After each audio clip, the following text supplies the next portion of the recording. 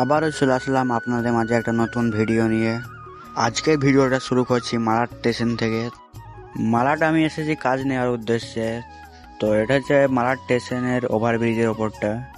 আর আমি এই 1 মাসে যতবার মালাড এসেছি ততবার আমি আমার শ্বশুর বাড়ি যাইনি, তার কারণ হচ্ছে আমার তো বিয়েই হয়নি।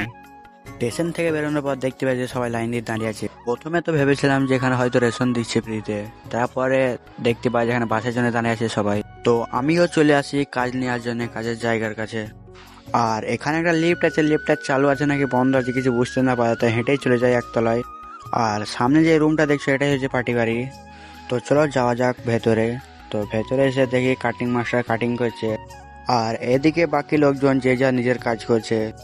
দেরি হয় বলে আমাকে কিছুক্ষণ বসার জন্য বলে। মোটামুটি 15-20 মিনিট পর আমি বেরিয়ে পড়ি আবার স্টেশনে যাওয়ার উদ্দেশ্যে। এটা একটা সোসাইটি, আর এখান থেকে স্টেশন বেশি দূর না, খুব জোর 4 মিনিট যেতে সময় লাগবে। তো আমি স্টেশনেও চলে আসি আর ট্রেনও চলে আসে। ট্রেনে কোনো ভিড় ছিল না, তাও এই লোকগুলো এত তাড়াহুড়ো করে উঠতে যাচ্ছিল যে মনে হয় তাদের নানি পাচ্ছে ট্রেনে কারোর সাথে। ট্রেনটা পুরোপুরি থামার পর আমি উঠে পড়ি ট্রেনে। তো ট্রেনে একদমই ফাঁকা। ট্রেন ফাঁকা থাকায় আমি একটা মনের মতো জায়গায় বসে পড়ি। আর এই জানালার ফাঁক দিয়ে যেরকম সূর্যের আলো ঢুকে পড়ছে সেরকমই আমার মনেও কেউ না কেউ ঢুকে পড়ছে।